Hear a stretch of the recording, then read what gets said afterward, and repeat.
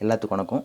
இப்போ நம்ம எதை பற்றி பார்க்க போகிறோம்னா, கொசு பேட்டோட இந்த நெட்டை வந்து பார்த்திங்கன்னா எப்படி க்ளீன் பண்ணுறது. அதாவது பார்த்திங்கன்னா, நம்ம வந்து பேட்டு வாங்கியிருப்போம், அது நல்லா உழைச்சிட்ருக்கோம், நல்லா போய்கிட்டு இருக்கோம், யூஸ் பண்ணிகிட்டே இருப்போம். இது பார்த்திங்கன்னா கண்ணுக்கு தெரியாத பார்ட்டிகல்ஸ் வந்து பார்த்திங்கன்னா எப்பவுமே பார்த்திங்கன்னா ஒரு இடத்துலேருந்து ஒரு இடத்துக்கு மூவ்மெண்ட் பண்ணிகிட்டே இருக்கும். இது இயற்பியல் விதி, இயற்கை விதி.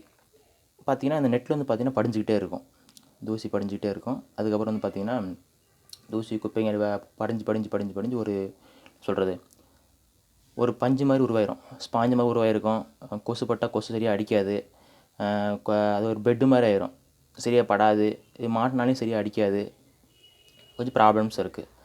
எப்படி நம்ம க்ளீன் பண்ணலாம், ஓகேவா? அதான் சொல்ல போகிறேன், அதான் காட்ட போகிறேன். பாருங்கள், இது நான் ஆல்ரெடி பண்ணிட்டேன், அதனால் இது பிரிக்கலை. இது வேறு பேட்டு, இது வாங்கினது கொஞ்ச நாள் உழைச்சிது, அதுக்கப்புறம் போயிடுச்சு, கூட சீக்கிரம் போயிடுச்சு. இது ஒரு 400 அந்த ரேஞ்சு வாங்கினேன், சரியில்லை. ஆனால் இந்த பேட்டு பார்த்திங்கன்னா ஒரு 545 ரூபாய்க்கு வாங்கினேன், நல்ல ஒர்த்தபுளாக இருக்குது. வாங்கி 2 வருஷத்துக்கு மேலே ஆகுது, நல்லா உடைக்குது. ஒரு டைம் மட்டும் இந்த நெட்டை வந்து க்ளீன் பண்ணேன், ஓகேங்களா? இதுக்கு நம்ம என்னென்ன தேவைன்னா, ஒரு ப்ரஷ் எடுத்துக்கோங்க, டூத் ப்ரஷ், இல்லாட்டி இந்த பெயிண்ட் அடிப்பாங்களா அந்த ப்ரஷ் நல்லா கொஞ்சம் சாஃப்டாக இருக்குன்னு அந்த ப்ரஷ் எடுத்துக்கோங்க. அதுக்கப்புறம் பார்த்திங்கன்னா உப்பு காகிதம், சால்ட்டு பேப்பர், ஓகேங்களா? சால்ட்டு பேப்பர்லேயே பல வெரைட்டி இருக்குது. அதில் E4 120 இருக்கும், இது கேட்டு வாங்க. இதுதான் நமக்கு தேவை. ஏன்னா இதுதான் பார்த்திங்கன்னா ரொம்ப குட்டி குட்டியாக மைனூட்டாக இருக்கும். அது சால்ட்டு பேப்பர்னால் பார்த்திங்கன்னா இந்த பெயிண்ட்டு சுரண்டுறதுக்கு அதுக்கு தான் அது யூஸ் ஆகும். அது எடுத்துக்கோங்க, கரெக்டாக கேட்டு வாங்கணும். E4 120, ஓகேங்களா? Salt paper, silicon carbide water proof பேப்பர்னு போட்டிருக்கு, ஓகேங்களா? இது ஒரு சின்ன உங்களுக்கு எவ்வளோ தேவையோ அவ்வளோ வெட்டி எடுத்துக்கோங்க. வெட்டி எடுத்துக்கிட்டு தனியாக வச்சுக்கோங்க. வச்சுட்டு முதல்ல பார்த்திங்கன்னா அந்த ப்ரெஷ்ஷை வச்சு க்ளீன் பண்ணுங்கள். அன்ஸ்க்ரூ பண்ணிவிட்டு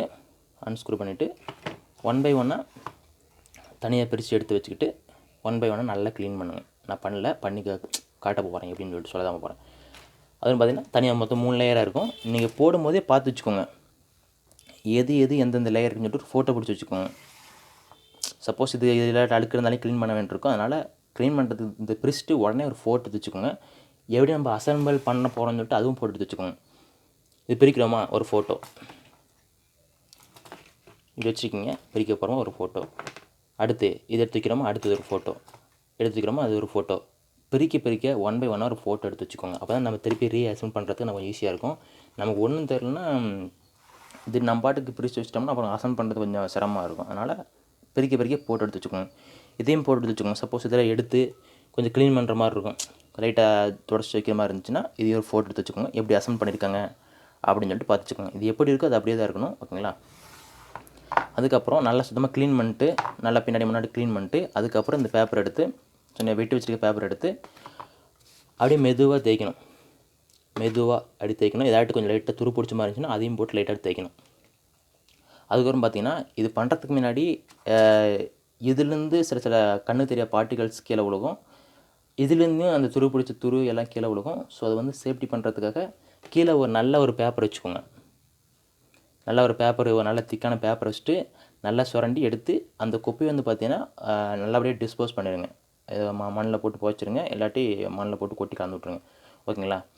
நல்லா க்ளீன் பண்ணிட்டு திரும்பியும் ரீஅசம்பிள் பண்ணிடுங்க. அவ்வளோதான், முடிஞ்சுது. பண்ணிட்டீங்கன்னா பழைய மாதிரி நல்லபடியாக வேலை செய்யும்.